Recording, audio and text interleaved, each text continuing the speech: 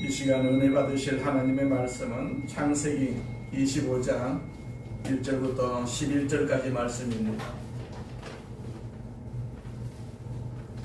창세기 25장 1절부터 11절까지 말씀 같이 봉독합니다. 아브라함이 후초를 맞이하였으니 그의 이름은 그두라라. 그가 시므란과 욕산과 무단과 미디안과 이스박과 스와를 낳고 욕산은 스바와 드단을 낳았으며 드단의 자손은 아수르 족속과 루두시 족속과 루음미 족속이며 미디안의 아들들 베바와 아벨 하녹과 아비다와 엘다아이니 다 그두라의 자손이었더라. 아브라함이 이삭에게 자기의 모든 소유를 주었고 자기 서자들에게도 재산을 주어 자기 생전에 그들로 하여금 자기 아들 이삭을 떠나 동방 곧 동쪽 땅으로 거하게 하였더라. 아브라함의 향년이 175세라. 그의 나이가 높고 늙어서 기운이 다하여 죽어 자기 아들들인 이삭과 이스마일이 그를 마므레 앞 헷 족속 소할의 아들 에브론의 밭에 있는 막벨라 굴에 장사하였으니 이것은 아브라함이 헷 족속에게서 산 밭이라. 아브라함과 그의 아내 사라가 거기 장사되니라. 아브라함이 죽은 후에 하나님이 그의 아들 이삭에게 복을 주셨고 이삭은 브엘라에로이 근처에 거주하였더라. 아멘. 할렐루야. 아멘. 오늘이 올해 마지막 주일입니다. 하나님의 은혜로 여기까지 왔어요. 아멘. 하나님의 은혜에 감사하는 그런 인사를 우리 서로 나누기를 원합니다. 하나님의 은혜 감사합니다. 우리 서로 인사하시기 바랍니다. 하나님의 은혜 감사합니다. 하나님의 은혜 감사합니다. 계속해서 우리가 천국 가는 날까지 하나님의 은혜로 살 것입니다. 아멘. 올해 하나님께서 은혜로 우리를 지켜주셨다면 내년에도 변함없이 우리를 지켜주실 줄로 믿습니다. 아멘. 사람은 자꾸 변해도 하나님은 절대로 변하지 아니하시거든요. 아멘. 우리가 받은 은혜, 내년에는 더 많은 은혜를 소망하는 그러한 마음을 가지고 남은 며칠간을 보내시고 또 새해를 맞이하시기를 주의 이름으로 축원을 드립니다. 아멘. 나는 하늘의 복 땅의 복을 받았습니다. 우리 세 번 선포합니다. 나는 하늘의 복 땅의 복을 받았습니다. 나는 하늘의 복 땅의 복을 받았습니다. 나는 하늘의 복 땅의 복을 받았습니다. 아멘. 새해 복 많이 받으세요. 이렇게 서부 전하는데 우리 같이 한 번 더 미리 인사 나누겠습니다. 새해 복 많이 받으세요. 새해 복 많이 받으세요. 새해 복 많이 받으세요. 전능하신 하나님 아버지 감사합니다. 우리 세명교회를 하나님께서 이렇게 지켜주셔서 하나님을 섬길 수 있도록 은혜 주심을 감사합니다. 그 은혜 속에서 1년 동안 우리를 지켜주시고 보호하시고 이 자리까지 있게 하심을 감사합니다. 내년에도 변함없이 그 은혜를 사모하는 이 시간을 하나님께서 축복하여 주셔서 우리 모두가 더 큰 은혜로 더 많은 은혜로 내년 한 해를 살 수 있도록 주께서 인도해 주시옵소서. 이 시간에도 우리가 주의 은혜 가운데 성령을 모십니다. 바람같이 불같이 생수같이 우리 가운데 임하여 주시옵소서. 아버지 이 자리에 참석하지 못한 우리 권사님들에게 은혜 주시고 그 질병이 꼭 속히 치료되게 하여 주시옵소서. 같이 하나님 내년에는 예배 드리시는 은혜가 있게 하여 주시옵소서. 주께서 치료의 역사가 우리 가운데도 임하여 주셔서 우리가 건강한 몸으로 올해처럼 내년에도 건강한 몸으로 하나님을 잘 섬기게 하여 주시옵소서. 주께서 함께 하심을 감사하오며 예수님의 이름으로 기도드립니다. 아멘. 우리가 읽었던 창세기 25장 1절부터 11절 말씀을 가지고 축복을 남기는 임종이라는 제목으로 같이 은혜를 나누고자 합니다. 예수를 잘 믿는 할머니 한 분이 계셨어요. 그런데 이분은 처녀 때부터 마음속에 가지고 있었던 한 가지 기도 제목이 있었는데 그 기도 제목이 뭐냐 하면 언제나 기도하면서 하나님 제 임종을 아름답게 해주세요. 아름답게 죽을 수 있도록 해주세요. 이게 이 할머니의 기도 제목이었어요. 이분이 이제 나중에 할머니가 되었습니다. 혼자 사는 봄이에요. 그런데 자기 몸을 의탁할 곳이 없었어요. 처음에는 자기 친척들, 자기 친지들을 찾아다니면서 부탁을 합니다. 함께 살게 해달라고. 그리고 나는 결코 당신 집에 부담이 되는 그런 존재가 되지 아니하고 오히려 축복이 될 거라고 계속해서 강조를 하면서 찾아다녀도 전부 다 거절을 합니다. 아무도 이 할머니 이야기를 믿어주는 사람이 없었어요. 그런데 뜻밖의 같은 교회에 출석하고 있던 젊은 부부가 이런 사실을 알고 할머니를 모셨어요. 그래서 이 젊은 부부의 집에 와서 함께 삽니다. 할머니의 고백처럼 그 할머니는 젊은 부부에게 전혀 부담이 되질 않았어요. 언제나 그 가정의 분위기를 명랑하게 만들어 주셨고 도움이 될지언정 전혀 부담스러운 존재가 아니었어요. 세월이 지난 어느 날 저녁에 그날도 온 식구들이 함께 찬양을 부르면서 가정 예배를 드리고 그리고 즐거운 대화를 가진 후에 할머니는 잠자리에 들으셨어요. 그 이튿날 아침에 할머니가 일어나지 않으셔서 그 젊은 부부가 문을 놓고 들어가 보니까 이 할머니는 자는 듯한 모습으로 세상을 떠나가셨어요. 기도대로 아름다운 임종을 맞이했어요. 이 할머니의 유품을 정리하는 가운데 유언장 하나가 나왔는데 그 유언장은 이 젊은 부부에게 드리는 감사의 편지였어요. 이렇게 쓰여져 있었습니다. 나는 오늘 이날이 올 것을 기다리고 있었어요. 나의 인생의 마지막 순간들은 당신들 때문에 정말로 행복한 순간이었어요. 나를 믿어주어서 감사합니다. 다시 한번 당신들에게 감사를 드리고 또 나를 받아준 나의 하나님께 감사를 드립니다. 나는 당신들을 축복하며 떠납니다. 그리고 편지 마지막에 또 이런 글이 쓰여져 있었어요. 나를 믿어주었고 함께했던 고마운 당신들 앞으로 내가 가지고 있었던 그렇게 많지 않은 재산이지만 내 유산을 당신들에게 남깁니다.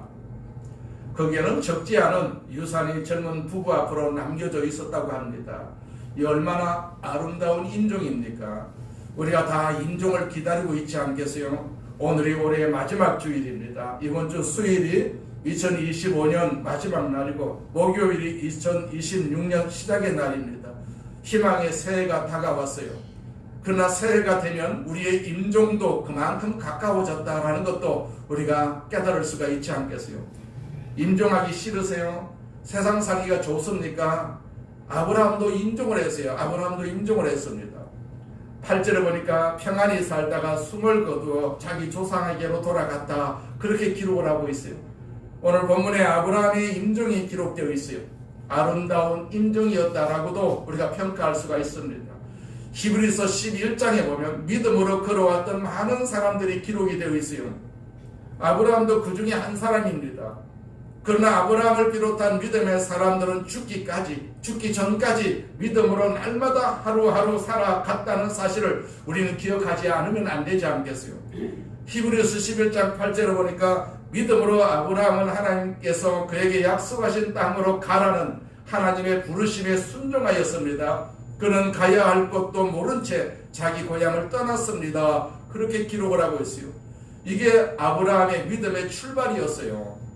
아브라함은 믿음으로 살다가 믿음으로 죽었습니다. 그래서 그의 임종은 아름다운 임종이 될 수가 있었습니다. 우리는 오늘 생애 마지막 아름다운 결사를 남긴 아브라함에게서 그 교훈을, 그의 흔적을 우리가 함께 살펴보고자 합니다. 여러분과 저에게 어느 날 찾아올 그 마지막 순간, 그 임종의 순간이, 그 죽음의 순간이 아브라함처럼 아름다운 결산이기 위해서 우리는 무엇을 배워야 할까요? 첫째로 우리는 하나님 앞에서 모든 것을 정리하면서 살아야 됩니다. 자, 오늘의 본문은 아브라함의 재혼 사건으로부터 시작이 되죠. 1절에 보니까 아브라함이 후처를 맞이하였으니 그의 이름은 그두라라. 이 일은 물론 사라가 죽은 후의 사건입니다. 23장의 첫 구절을 보면 사라의 죽음의 이야기가 기록되어 있습니다. 창세기 23장 1절에 보면 사라는 127세까지 살았으며 가나안 땅 헤브론에서 죽었다. 그렇게 기록을 하고 있어요. 사라의 죽음 후에 아브라함은 그두라라는 이름을 가진 한 여인과 그의 생애의 마지막을 살게 됩니다. 그두라라는 이름의 뜻은 향기 나는, 그런 뜻을 가지고 있어요. 향기 나는. 아브라함은 이 향기나는 뜻을 가진 그두라라는 여인과 38년 가까이 삽니다. 2절부터 4절까지는 이 여인 그두라의 사이에서 아브라함이 낳은 6 아들들의 이름과 그들을 통해서 다시 얻게 된 손자들의 이름이 2절과 3절과 그 4절에 기록되어 있습니다. 그리고 5절과 6절에 보시면 아브라함이 죽음 직전에 내렸던 어떤 결단을 성경은 소개하고 있어요. 그 5절과 6절 말씀에 보니까 아브라함이 이삭에게 자기 모든 소유를 주었고 자기 서자들에게도 재산을 주어 자기 생전에 그들로 하여금 자기 아들 이삭을 떠나 동방 곧 동쪽 땅으로 가게 하였더라. 그렇게 기록을 하고 있어요. 이 결단은 어떤 의미를 갖습니까? 아브라함은 자기가 죽고 난 후에 그 사라를 통해서 얻은 아들 이삭과 그리고 그두라를 통해서 얻은 6 아들 또 하갈을 통해서 얻은 아들 이스마엘 이런 자녀들 사이에 있을 수 있는 분쟁이나 갈등을 예견하면서 그 갈등이나 분쟁을 최소화하기 위한 결단을 내린 것으로 보입니다. 그래서 이삭에게 뿐만 아니라 여기 보면 그의 서자들에게도 제사를 분배했던 모습을 여기에서 기록을 하고 있습니다. 그뿐만 아닙니다. 이 서자들에게는 이삭이 있던 그 땅에서 떠나서 분리시켜서 동쪽으로 가서 살게 하는 그런 조처를 내립니다. 이 동쪽에서 살게 한 그들이 바로 아라비아 족속들의 조상들이었어요. 자기가 죽고 난 후에 있을 수 있는 모든 상황을 예견하면서 그 갈등을 최소화시키고 자기의 삶을 깨끗하게 마무리하고 싶어하는 그러한 정리하고 싶어하는 아브라함의 의도를 여기서 우리는 발견할 수가 있습니다. 그런데 중요한 것은 여기 6절에 보시면 강조된 단어가 하나 있어요. 그 단어가 뭐냐면 생전에 그래서 생전에 자기 생전에 아브라함은 그 일을 미리 준비했다는 얘기입니다. 재산을 분배하는 일을 미리 준비를 했어요. 그렇습니다. 우리도 가능하면 다가오는 이 죽음을 되도록 빨리 준비할 필요가 있어요. 우리 한국 사람들은요, 이 죽음을 준비하는 유언무한 문화가 그렇게 익숙하지 못합니다. 미국 사람들은 유언을 미리 해놓고 그 유언장을 카피를 해가지고 하나는 자기 집에 두고 또 하나는 자기 지갑에 유언장을 항상 갖고 다닌다고 합니다. 언제 무슨 일이 일어나든지 모르니까 깨끗이 자기의 사고를 정리하려는 의도가 있다라고도 볼 수가 있죠. 유언은 내 삶의 결산이라고 할 수가 있습니다. 결산. 사람들은 유언할 때만은 심각할 수밖에 없지 않겠어요? 유언은 유머의 대상이 아닙니다. 유머의 대상이 아닙니다. 장의사가 마지막 유언을 남기면서 이런 말을 했다고 해요. 우리 집 매상 내가 올리는구나. 그런 말을 하고 이렇게 돌아가셨다고 그럽니다. 오늘 영업은 종료되었습니다. 이제 저도 퇴근합니다. 이런 유언도 유머로 남아 있습니다. 이렇게 유언은 결산의 순간입니다. 결산의 순간. 우리 모두는 다 결산해야 될 그러한 순간이 다가올 수밖에 없습니다. 따라서 진지하게 우리가 이 유언에 접근할 필요가 있어요. 그리도인인 우리가 앞장서서 이 땅에서 해야 할 문화적인 어떤 개혁, 어떤 개선 가운데 하나가 바로 이런 유언을 준비하는 일들도 우리가 할 수 있는 일이 아닌가 생각이 됩니다. 정리를 한다는 것, 그래서 죽음을 깨끗하게 마무리한다는 것, 이것은 저 천국의 소망을 가진 우리들에게 더욱더 필요한 일이라고 생각이 됩니다. 아브라함은요, 자기 삶을 잘 정리를 했습니다. 그래서 그의 마지막 순간은 아름다운 인종 결산일 수가 있었다라고 우리가 그렇게 교훈을 받을 수가 있습니다. 그렇다면 저와 여러분도 하나님 앞에서 모든 것을 정리하면서 살아가는 이 교훈을 좀 배워야 되지 않겠습니까? 둘째로 아브라함은 하나님을 신뢰함으로 만족한 인생을 사는 것을 배웠어요. 아름다운 결산을 원하십니까? 그렇다면 하나님을 신뢰하는 만족한 인생을 우리가 살아갈 줄 알아야 돼요. 하나님으로 만족하는 인생, 다른 것으로 만족하는 것이 아니라 믿음으로 우리가 살아가는 이 삶을 우리가 만족해야 된다. 레오나르도 다빈치는요, 예술, 과학, 공학, 해부학, 음악 등 거의 모든 분야에서 정점에 도달했던 사람이라고 합니다.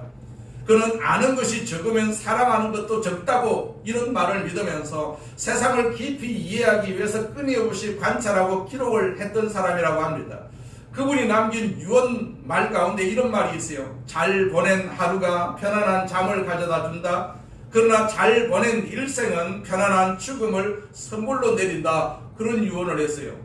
우리가 하루를 기분 좋게 유쾌하게 지내고 나면 그날 밤 잠자리에 들 때 우리의 잠이 얼마나 달콤하고 유쾌합니까? 그러나 하루 종일 좀 불안하고 초조하고 고통스러운 하루를 보내면 그 잠자리도 불편할 수밖에 없지 않겠어요?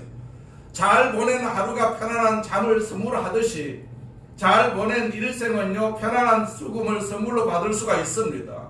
그 아브라함의 인생, 특히 그의 마지막 인생은 아주 아름다웠어요. 실제로 보시게 되면 아브라함의 마지막 순간을 성경은 이렇게 기록을 하죠. 아브라함이 향년이 얼마였습니까? 175세라 그렇게 기록을 하고 있어요. 여러분, 아브라함이 하나님으로부터 부르심을 받아서 약속의 땅, 그 젖과 꿀이 흐르는 가나안 땅을 향해서 출발한 때가 아브라함이 몇 살 때였습니까? 75세였어요. 75세 때.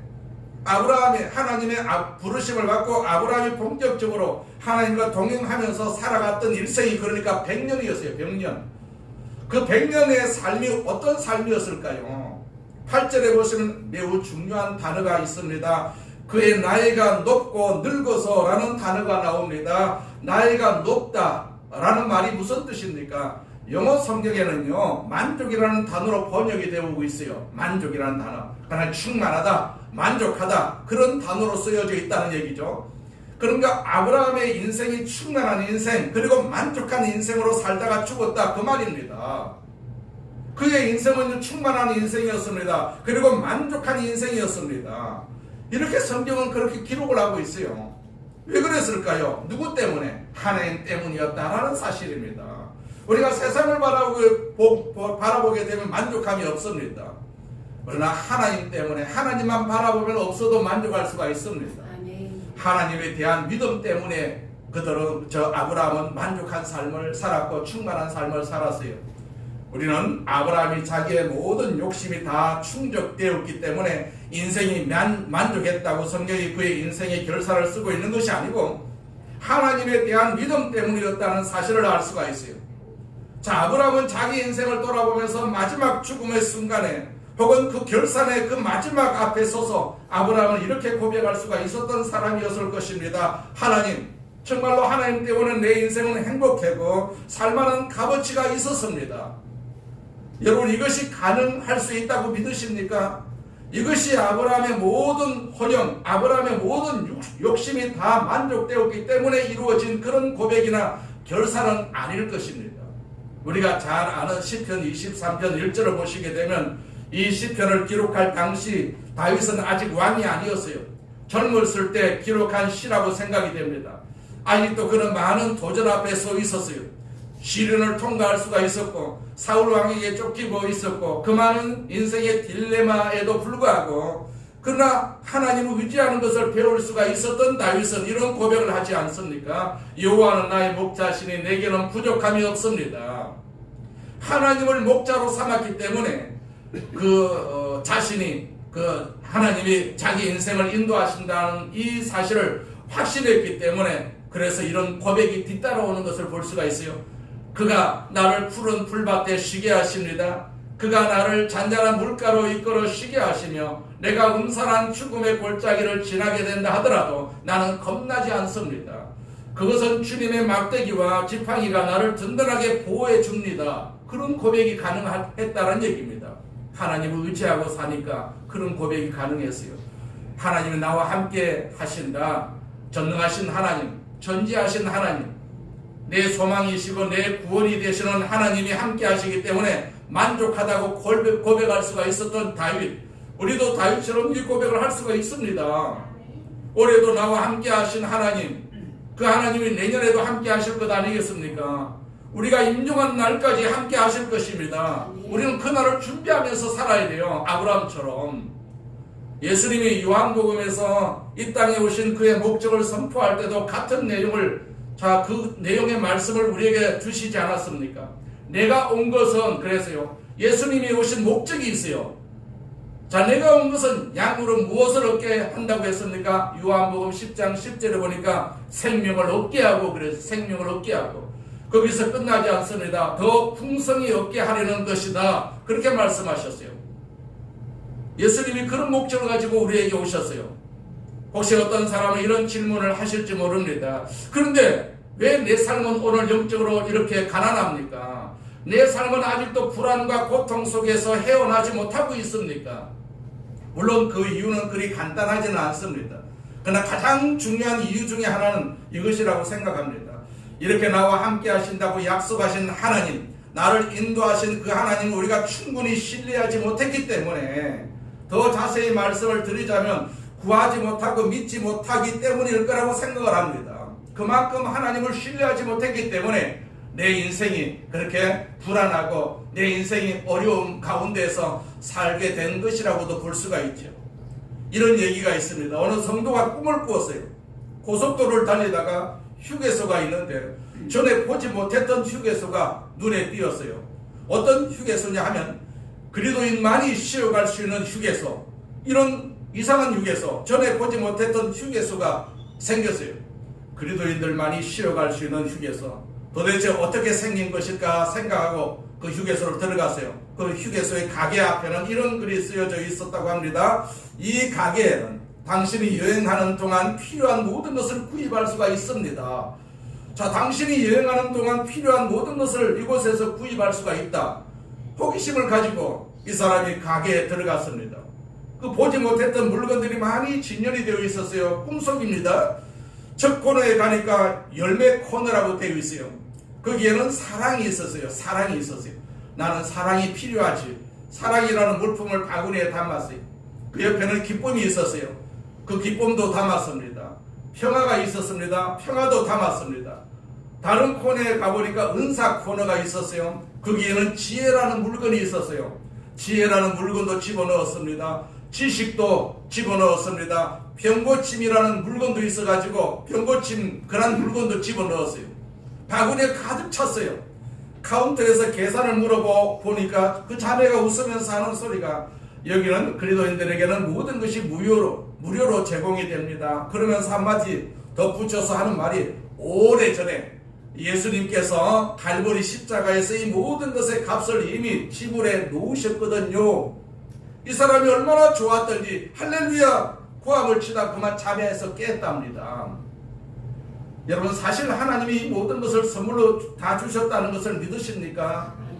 야고보서 1장에 보시게 되면 모든 좋은 선물, 모든 온전하고 아름다운 선물이 아버지께로부터 우리에게 그냥 무상으로 제공된다고 했어요. 야고보서 1장 17절에 보면 각양 좋은 은사와 온전한 선물이 다 위로부터 빛들의 아버지께로서 내려오나니, 그렇게 기록을 하고 있어요. 이 선물들을 누리면서 만족한 삶을 살 수가 있는데, 그런데 그 하나님을 신뢰하지 못하니까, 그 하나님 앞에 구하지 못함으로 인해 가지고 우리의 삶은 아직도 어려움 속에, 그리고 부족함 속에 보우적거리고 있는 것은 아닌가. 그 야고보서 1장 14절에 보면 사람이 시험 받는 것은 자신의 악한 욕심에 이끌려 유혹을 받기 때문이다, 그렇게 기록을 하고 있어요. 다시 말씀드립니다. 주께서 우리의 모든 허영까지 만족을 약속하지는 않으셨는지는 몰라도, 그러나 우리가 제대로 하나님을 신뢰하고 제대로 그의 보좌 앞에 나와서 주와 더불어서 교통하고 또 의논하면서 살아갈 줄 안다면, 여러분, 우리 인생은 충분히 감격할 수가 있고요, 그리고 충분히 만족할 수가 있는 인생인 줄로 우리가 믿지 않겠습니까?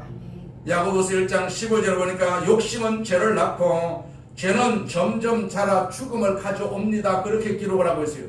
자, 이 죽음은 천국은 아니지 않겠어요? 천국은 아니죠. 지옥이죠. 하나님으로 만족하는 인생을 살아가는 사람들이 그 인생의 마지막에 이런 고백이 가능할 것입니다. 하나님, 저는 더 이상 원하는 것이 없습니다. 주님 때문에 나는 행복했습니다. 이 만족한 삶을 살아가는 사람들이 마지막에 또 내릴 수 있는 이 아름다운 임종, 이 임종을 원한다면, 자, 우리를 위해서 예비하신 그 놀라운 선물들을 우리가 즐길 수 있기를 주의 이름으로 축원을 합니다. 임종도 하나님께서 준비하고 계세요.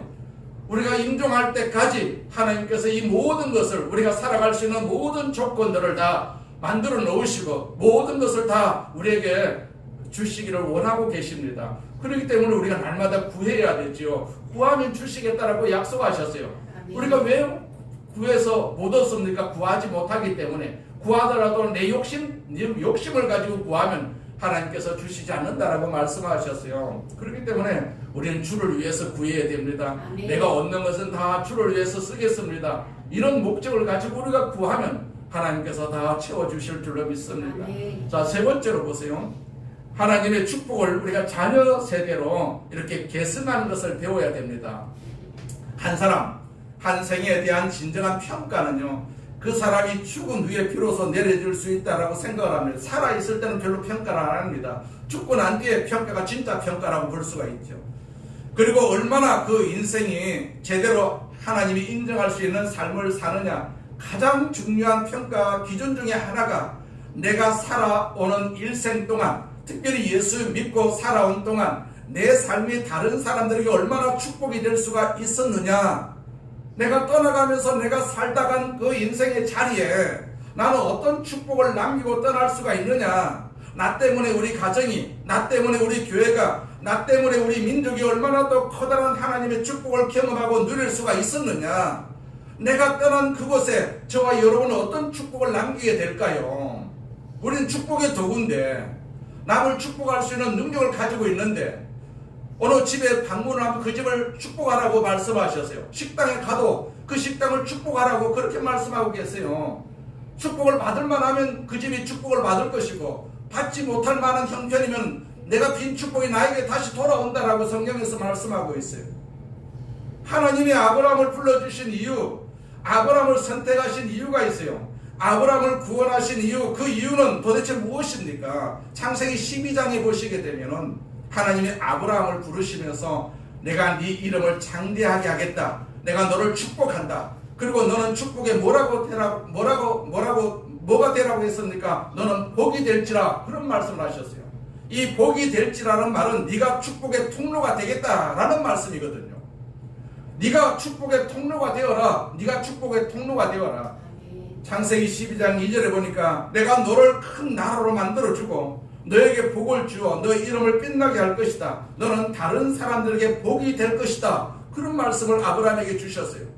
하나님이 우리를 축복하시는 이유는, 하나님이 우리를 구원하신 이유는, 하나님이 이런 모든 은사와 선물로 우리의 삶을 채워주신 이유는 나 혼자 잘 먹고 잘 살기 위해서가 아니다라는 얘기입니다.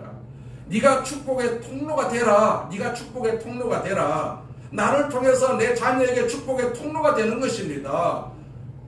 자, 내가 내 자녀를 축복하는 것이지 누가 내 자녀를 축복할 수가 있겠습니까? 자녀를 많이 축복하시기 바랍니다. 지금까지 많이 축복을 하셨다면 우리가 더욱더 내년에는 그 후에는 우리가 자녀들을 많이 축복하시길 바랍니다. 우리는 누구보다도 자녀들이 복을 받아야 되지 않겠어요? 자손들이 복을 받아야 되지 않겠어요? 우리가 피를 주어야만이 그들이 복을 받을 수가 있습니다. 우리가 임종에 가까울수록 내 자녀를 많이 축복해야 됩니다. 그게 유산입니다. 그게 유산입니다. 더 나아가서 많은 자녀들에게, 또 많은 사람들에게 그 축복이 또한 흘러갈 수 있도록 축복의 통로가 되기 위해서 나를 부르셨다는 사실입니다. 우리가 왜 직분을 가지고 있습니까? 교회를 축복하고 성도들을 축복하기 위해서입니다. 아브라함은 어떻게 정말로 그런 축복의 통로가 될 수가 있었을까요? 아브라함은 어떻게 그 축복을 남길 수가 있었을까요? 오늘 본문에 보면 아브라함의 인생에 대해서 마지막 결산을 성경은 어떻게 증언합니까? 11절, 마지막 절이죠. 11절을 한 번 더 보겠습니다. 아브라함이 죽은 후에 하나님이 그의 아들 이삭에게 복을 주셨고 이삭은 부엘라 헤로이 근처에 거주하였더라. 자, 하나님은 아브라함을 부르셨고 또 그를 축복을 하셨어요. 그리고 복의 통로가 되라고도 말씀을 하셨어요. 그런데 아브라함의 마지막 일생을 기록하고 있는 이 성경의 대목에서 아브라함이 죽습니다. 그런데 이것이 그 아브라함의 그 드라마 인생이 다 끝난 것은 아닙니다. 하나님은 다시 이삭에게 복을 주시는 것을 볼 수가 있어요. 이삭에게 복을, 아브라함에게 주셨던 그 복이 이삭에게 이렇게 전수가 됩니다. 무슨 말입니까? 아브라함이 하나님으로부터 받았던 축복이 누구에게까지 전달이 됩니까? 자손에게 전달되는 것을 볼 수가 있어요. 자손에게. 출애굽기 20장 6절 말씀에 보니까 나를 사랑하고 나의 명령에 따르는 사람에게는 수천대 자손에 걸쳐 한결같은 사랑을 베풀 것이다. 신명기 7장 9절 말씀에 보니까 여호와께서는 신실하신 하나님이시요 여호와께서는 자기를 사랑하고 자기 명령을 지키는 백성을 위해 천대까지 이르기까지 자 사랑의 언약을 지키실 것이요 그렇게 기록을 하고 있어요. 맞습니다. 축복은 나에게 머물러 있어서는 안 되거든요. 축복은 전달이 되어야 됩니다. 축복은 계승이 되어야 됩니다. 그래서 다음 세대가 더 나은 세상에서 하나님을 섬기고 하나님을 찬양할 수가 있어야 됩니다. 이것이 바로 하나님의 뜻이다라고 오늘 성경에서 우리에게 교훈하고 있습니다. 그렇기 때문에 자녀를 욕하지 말고 자녀를 되도록이면 축복을 많이 하세요. 자녀를 만나서도 축복하지만 만나지 못하는 시간마다 우리는 그 자녀들을 축복할 수가 있어야 됩니다. 축복권이 나에게 있기 때문에 그러하거든요. 그 아브라함의 축복을 통해 가지고 많은 자손이 하늘의 별처럼 바다의 모래처럼 그들이 복을 받겠다라고 말씀을 하셨지 않겠어요? 자, 헝가리가 낳은 세계적인 피아니스트 가운데 한 사람으로 앤드로 폴테스라는 사람이 있다고 합니다. 앤도르 폴테스. 자, 이 사람이 무명의 그 어린 피아니스트였을 때 좋은 스승에게 사사를 받기 위해서 부다페스트로 갔습니다. 그래서 그 당시 한참 명성을 날리고 있던 에밀 폰 사우어라는 사람을 찾아갑니다. 에밀 폰 사우어는 19세기 낭만주의 피아니즘, 그러니까 피아노답게 또 가장 아름답게 다루는 그런 주의죠. 이 사람이 그런 능력을 가지고 있었어요. 그 황금기를 상징하는 전설적인 독일의 피아니스트이자 작곡가입니다. 그 스승을 만나서 그에게 사사 받기를 요청을 합니다. 그랬더니 그 에밀 폰 사우어가 그에게 베토벤의 곡을 하나 주면서 연주를 해보라고. 그래서 열심히 이 사람이 연주를 하지요. 어린 그 앤드로 폴테스가 아주 열심히 피아노를 연주를 합니다. 연주가 다 끝나자마자 갑자기 에밀 폰 사우어가 벌떡 일어나더니 이 어린 소년 곁에 다가와서 무릎을 꿇어요. 자, 그리고는 그의 이마에다가 키스를 하면서 말하기를, 내 아들아, 내가 너에게 오늘 한 이 키스의 의미를 잊지 않았으면 좋겠다. 그리고 에밀 폰 사우어는 이런 이야기를 합니다. 내가 너처럼 어릴 때 가장 존경할 만한 스승이었던 프란츠 르스트에게 사사를 받기 위해서 왔을 때 그분이 나의 연주를 듣고 나서 나에게 이렇게 키스를 해 주었단다. 그러면서 나에게 말하기를, 나의 아들아, 내가 너에게 주는 이 키스의, 이 축복의 키스를 잊지 말아라. 그리고 너는 너의 이 달란트와 재능을 또 다른 사람에게 키스하며 패스해야 한다. 자, 축복. 여러분, 축복의 키스가 전달되어야 된다라는 얘기입니다. 내 축복의 키스가 내 자녀들에게 전달이 되어야 되지 않겠어요? 우리가 받았던 모든 달란트, 우리가 받았던 그 모든 축복, 우리가 받았던 모든 은혜, 우리가 받았던 모든 선물은 누군가에게, 다른 사람에게, 그리고 무엇보다도 내 자녀에게 전달되어야 되지 않겠어요? 그것이 우리가 인생을 살고 있는 이유입니다. 그리고 이 땅에서 생존하고 있는 구체적인 이유라고 성경은 가르치고 있습니다. 교회만 왔다 갔다 하는 것이 아니라 우리가 신앙생활을 하게 되면 하나님의 축복을 받을 수 있는 능력을 가지고 있어요. 이미 축복을 우리에게 주셨어요. 그 축복을 우리는 나누어야 되지 않겠어요? 특별히 우리 자녀들에게 나누어야 됩니다. 자녀들에게. 우리 인생에서 가장 중요한 삶을 결산할 때 내가 하나님께 받은 구원, 받은 은혜, 받은 축복을 내가 누군가에게, 그리고 내 자녀 세대를 향해서 이렇게 전달하고 떠날 수가 있느냐, 진지하게 생각하고 그렇게 실행하는 사람이 되시기를 바랍니다. 그런 사람만이 인생의 가장 진지하고 아름다운 결산 앞에, 그 임종 앞에 서게 될 수가 있을 것 아니겠어요? 아름다운 인생의 결산을 원합니까? 그렇다면 무엇보다도 우리 인생의 주인 되시는 살아계신 하나님 앞에 나를 세우시기 바랍니다. 내가 항상 주님 앞에 서 있어야 됩니다. 사람 앞에 나를 세우면 안 됩니다. 사람 앞에 나를 세우면 우리가 내 자랑이 나올 수밖에 없고 시기하고 질투할 수밖에 없지 않겠어요? 하나님 그분을 신뢰하시기 바랍니다. 하나님이 우리를 죄 가운데서 건져내시고 그리고 우리를 사용하시기 위해서 예수 그리스도를 보내주셨어요. 그분은 십자가에서 우리의 죄와 허물을 담당하시고 보배로운 피를 흘리셨습니다. 이제 그 예수를 믿고 구원받은 일, 그래도 예수 안에서 하나님 우리를 위해서 예비하신 그 모든 신령한 그러한 축복들, 삶의 아름다운 은혜들을 항상 즐기시기를 바랍니다. 시편의 기자처럼 이렇게 고백하십시오. 주님, 내 잔이 넘칩니다. 내 잔이 넘칩니다. 그리고 여러분의 이 넘치는 잔을 나누시기를 바랍니다. 이런 삶의 풍요함을, 그리고 이런 삶의 풍성함을, 이 은혜의 풍성함을 알지 못하고 있는 이웃들에게 내가 가지고 있는 이 축복의 잔을 함께 나누어야 되지 않겠어요? 뿐만 아닙니다. 그 잔을 내 자녀 세대에게 전하시기를 바랍니다. 그때 우리의 인생이 끝나는 그 순간에 반드시 우리는 이렇게 고백할 수가 있을 것입니다. 주님, 삶이 쉬운 것만은 아니었지만은 내 인생은 주님 때문에 살만한 가치가 있었습니다. 그리고 정말 행복했습니다. 우리는 지난 세월을 회상해보면 너무나도 순간적으로 지나갔다는 것을 충분히 느낄 수가 있어요. 이제 남은 세월이 얼마나 될지 잘 몰라요. 지난 세월을 뒤돌아보면 순간순간 너무나도 아쉬운 날들이었어요. 그동안 쉼없이 기도한 문제들이 그대로 남아있어가지고 응답받지 못한 아쉬움도 있을 것입니다. 그래도 하나님을 신뢰하면서 살아야 되지 않겠어요? 2025년 금방 지나갔어요. 모든 것은 이렇게 지나갑니다. 응답이 아닌 어떤 것도 다 지나갑니다. 이런 과정에서 가만히 우리가 생각을 해보면 우리 인생의 임종날이 이렇게 빨리 찾아온다는 것도 충분히 알 수가 있어요. 우리의 임종의 날이 빨리 옵니다. 우리는 언제든 이 결산의 순간이 찾아와도 내 인생이 아름다운 결산이 될 수 있도록 하나님 앞에 준비하면서 살아야 되지 않겠어요? 누구보다도 하나님을 신뢰하면서 살아야 됩니다. 우리가 아멘. 주님은 우리를 구원해 주셨어요. 우리에게 또한 축복을 주셨어요. 축복을 주셨습니다.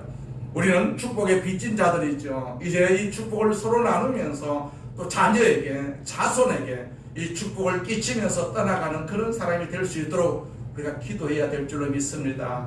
비록 나는 보잘것없는 존재일지 몰라도 내 나름대로 내 인생이 내 가정의 축복이 되고 내 교회의 축복이 되고 내 민족의 축복이 될 수 있는 삶을 살고 떠나고 싶다고 우린 기도해야 되지 않겠어요?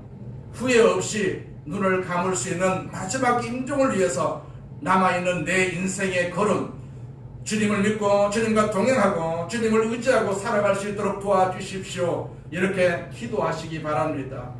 여러분을 축복합니다. 아멘. 이 축복이 자녀들에게 그리고 손자 손녀들에게 충만하기를 주님의 이름으로 축원을 드립니다. 아멘. 전능하신 하나님 아버지 감사합니다. 우리 아버지 하나님께서 이 2025년 한 해를 또 마감하고 아버지 하나님 앞에 다시 한번 소원을 가지고 내년을 준비하는 이 시점에 하나님께서 우리를 축복하신 거 기억합니다. 이제 우리 자녀들을 축복하고 이 사회를 축복하고 이 나라를 축복하고 이웃을 축복하는 덕으로 다시 한번 세워주심을 감사합니다. 우리가 다 임종이 얼마 남지 않은 그런 나이를 가진 우리 성도들입니다. 하나님 아버지 죽음을 생각하고 임종을 생각하면서 아브라함이 임종을 맞았던 그런 축복의 임종을 맞는 저희들이 될 수 있도록 주께서 역사해 주시옵소서. 우리가 자녀들을 축복할 때 자녀들이 복을 받고 다 구원받고 하나님의 역사 가운데 그들도 축복을 받아서 그 후손들에게 천대까지 복을 전달할 수 있는 도구로 쓰임받을 수 있도록 하나님께서 역사해 주시옵소서. 이 시간을 하나님께서 성령으로 오셔서 우리를 축복하심을 감사하며 예수님의 이름으로 기도드립니다. 아멘. 우리 말씀을 생각하시면서 하나님, 내가 받은 이 축복을 내 자녀들에게, 내 자손들에게 주기를 원합니다. 그들의 이름을 부르면서 축복하시기 바랍니다. 또 이 나라를 위해서도 하나님, 내가 받은 이 축복이 이 나라에 임하게 해주시옵소서. 그래서 정의가 세워지고 공의가 세워지는 복된 나라가 되게 해주시옵소서. 아울러서 기도해 주시기 바랍니다. 통성으로 기도합니다. 할렐루야. 전능하신 하나님 아버지 감사합니다. 하나님 영광을 받으시옵소서. 영광을 받으시옵소서. 전능하신 하나님께서 함께하여 주심을 감사합니다. 우리를 축복하신 하나님 아버지, 이제 하나님 아버지 우리가 이 민족을 위해서 축복합니다. 이 사회를 위해서 축복합니다. 내 이웃을 위해서 축복합니다. 내가 섬기는 교회를 위해서 축복합니다. 하나님 아버지 같이 섬기는 우리 모든 성도를 위해서 축복합니다. 하나님 아버지 우리가 비는 축복이 아버지 그들에게 임하게 하여 주옵소서. 이 사회에 임하고 이 나라에 임하여 주셔서 이 사회가 정의로운 사회가 되게 하여 주옵시고 공의로운 사회가 될 수 있도록 주께서 역사해 주시옵소서. 하나님 우리 자녀들을 축복합니다. 자손들을 축복합니다. 하나님 아버지 마음껏 우리 자녀 자손들을 축복할 수 있도록 아버지 하나님께서 능력을 주심을 감사합니다. 그 축복권을 주심을 감사합니다. 하나님의 영광을 받으시옵소서. 하나님의 영광을 받으시옵소서. 하나님의 영광을 받으시옵소서. 주시옵소서. 전능하신 하나님께서 함께하여 주심을 감사합니다. 오늘 이 자리가 축복의 자리가 되게 하여 주심을 감사합니다. 능력의 자리가 되게 하여 주심을 감사합니다. 아브라함이 받았던 그 축복을 우리 모두가 다 받는 복된 시간 되게 하여 주심을 감사합니다. 하나님의 영광을 받으시옵소서. 하나님의 영광을 받으시옵소서. 하나님의 영광을 받으시옵소서. 하나님 우리를 축복하심을 감사합니다. 기름 부어주심을 감사합니다. 축복의 안수를 주심을 감사합니다. 우리를 안수하여 주심을 감사합니다. 오늘 예수 이름으로 명하노니 우리 모두를 축복하여 주심을 감사합니다. 바로 우리 모두를 축복하여 주심을 감사합니다. 우리 모두를 축복하여 주심을 감사합니다. 축복하여 주심을 감사합니다. 축복하여 주심을 감사합니다. 주님 영광을 받으시옵소서. 예수님의 이름으로 기도드립니다. 아멘. 아프시면 아픈 곳에 손 얹고 기도합니다. 문제가 있으시면 가슴에 손 얹고 기도하겠습니다.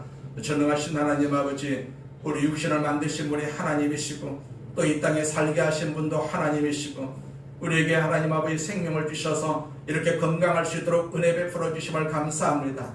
하나님 아버지, 우리가 이 생명을 가지고 이 세상을 살면서 여러 가지 어려움이 있어도 여러 가지 질병이 있어도 하나님께서 지금까지 고쳐주셨고 지금까지 우리를 축복하신 것 감사합니다. 하나님 다시 한번 기도하오니 우리를 건강하게 하여 주시옵소서. 우리를 건강하게 하여 주옵소서. 우리 육신을 건강하게 하여 주시옵소서. 악한 질병이 우리 몸에서 다 떠나갈지어다. 지금 이 시간 예수님의 이름으로 명할 때 우리 육신을 괴롭히는 모든 질병은 떠나갈지어다. 암도 떠나갈지어다. 위암도 떠나갈지어다. 폐암도 떠나갈지어다. 자궁의 암도 떠나갈지어다.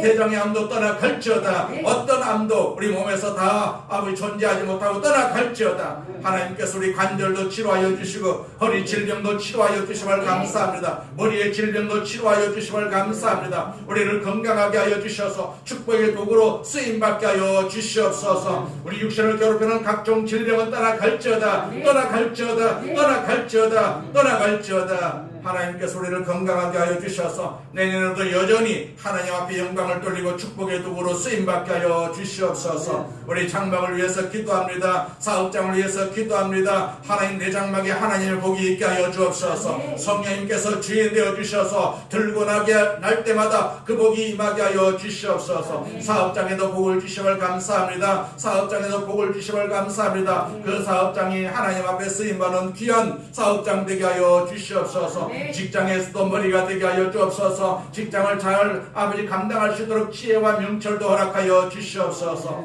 이제 우리 하나님 아버지 자손들을 위해서 기도합니다. 우리 손자 손녀들을 위해서 기도하오니 그들이 복을 받을지어다. 그들에게 지혜가 임할지어다. 머리가 될지어다. 학교에서 공부하는 시간마다 하나님께서 지혜를 주셔서 머리 되게 하여 주옵시고 친구들로부터 사랑받는 그러한 자손들 되게 하여 주심을 감사합니다. 그들을 하나님께서 사용하여 주셔서 다윗처럼 솔로몬처럼 지도자로 세우시는 역사도 있게 하여 주시옵소서. 오늘 우리가 비는 이 축복이 우리 아버지 이 사회를 변화시키고 나라를 변화시키고 아버지 내 가정에 복이 임하게 하여 주시고 내 자녀에게 복이 임하게 하여 주시고 내 자손들에게 복이 임하게 하여 주심을 감사합니다. 그 천대까지 복이 임하게 하여 주심을 감사합니다. 주님 영광을 받으시옵소서. 예수님의 이름으로 축복하며 기도드립니다. 아멘. 할렐루야. 하나님 우리와 함께 계십니다. 항상 하나님께서 우리에게 복을 주셔서 그 복을 우리가 선포할 수 있도록 믿음을 주셨기 때문에 이 한 해도 그런 믿음으로 살아오셨다면 내년에도 그 믿음을 가지고 우리가 축복을 많이 하는 입술에서 축복이 떠나가지 않도록 우리가 그렇게 의식적으로도 생각하고 하나님께서 내가 비는 축복은 다 반드시 임하게 해주신다라고 말씀하셨기 때문에 넉넉한 그러한 삶을 사시기를 주의 이름으로 부탁을 드립니다. 이제 준비한 예물 감사함으로 하나님께 드리겠습니다.